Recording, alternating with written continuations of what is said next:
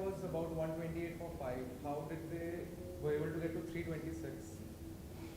It's Australia for you, isn't it? I think they bat so deep, and we know the talent that they've got. Even Kim Garth coming in at 9 or whatever she was still looked like a really good batter, and that's the thing, you just can't let your foot off the throat with them because they just bat all the way to 11. So, yeah, look, I thought we had them under pressure. I think I've spoke about it before and I'll keep speaking about it, as you can't let them off at all because they'll turn the tide really quickly. So, the fact that we got them in that position, though, is really pleasing and really positive for us. It is, though. It's about finding ways that we can really, I guess, put the foot on the throat and skittle them for, 200, 250, and that's looking like a different game. What was the mood in the dressing room after losing 2 wickets for just 0? And can you also talk about the recovery?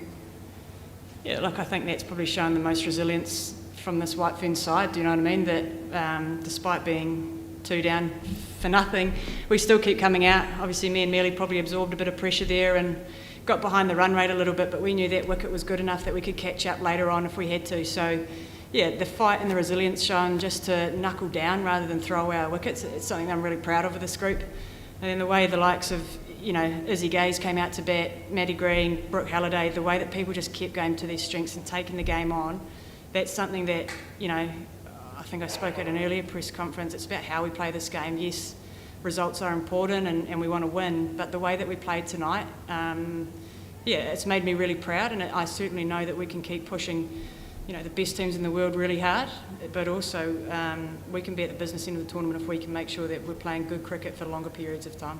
And just one more thing. In the first 25 overs, your dot ball percentage was about 65%. Do you think that was the reason the scoreboard pressure got onto you guys? Well, honestly, no. I think with a wicket like that, I think stats and averages showed us that 350 was probably par on that total, on that wicket. And again, we know with our team and the players that we've got and how deep we bat, that we've got to be confident to chase anything down. And absolutely, we want to make sure that we're restricting those dot ball percentages and we want to be scoring off more balls. Australia bowled well. Sometimes you have to tip your hat to the opposition and say, you know what, they actually bowled really well and set good fields. But the way that we were able to fight back and get our way into the game, that's, again, I said it and I'll keep saying it, that's what I'm really proud of, is that we kept coming back and we kept trying to find a way to win that game of cricket, and it wasn't until that last wicket was taken that we truly believed we were a chance. So, yeah, absolutely, that's probably something that we'll look at in reflection, but, it's cricket, isn't it? It doesn't always go your way on the day. How impressed were you by Leah who when she bowls today, the pressure she built, especially for someone whose international career almost ended 3 years ago?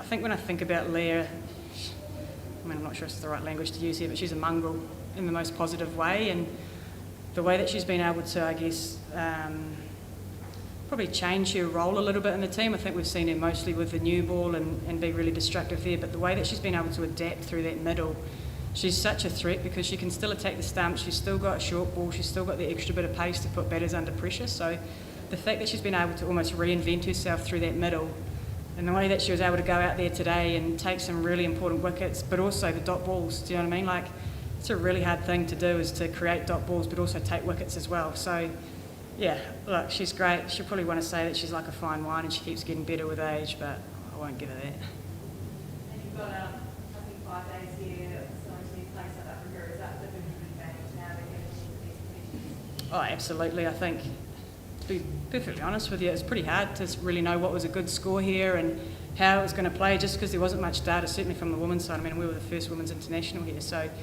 I think we'll certainly be able to reflect really clearly around what went well today, what didn't. We've obviously got a good chunk of time now to be able to go recover, rest and recover, and I guess take stock a little bit. And then obviously taking on South Africa is going to be a huge game for us.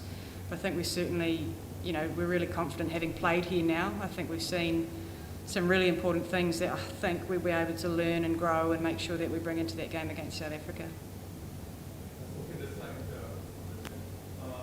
I'm from beyond. My question is, what was the assessment of the pitch? Like, was the wicket keeping too low as the game progressed, and what was the ball like? Was it a back toss to lose over? And second was quite a bit challenging for it was pretty good. I think when a team scores 320 and another team that was probably on cards to get close to it, a couple of balls stayed low, but you've got to expect that. I think especially with the conditions, I think it was reasonably hot this afternoon. Probably not for you guys, but for us, it was reasonably warm, and that changes the way that the pitch can play, and then the lights come on. So I actually thought it was a good cricket wicket. You know, your margin for error as a bowler is pretty small, especially when you've got Ash Gardner in there that's, you know, hitting it for fun. So, yeah, I thought it was a good cricket wicket, absolutely. There's a little bit of turn-on offer for the spinners. I thought pace bowlers, when they got the areas right, they were hard to get away. So I think all round it's a pretty good cricket wicket. So, Pete, do you think this has been one of the most demanding knocks of your ODI career? Because playing against the world champions in the World Cup game, and it was really hot and humid out there when you were bowling and fielding and chasing 300 plus wickets, falling at the other end. I'd just say come and feel my shirt. I think you'll see how tough that was. But I guess that's the thing that I probably took strength from, is the work that the girls have done over the last 6 to 12 months. It's been exactly for a knock like that.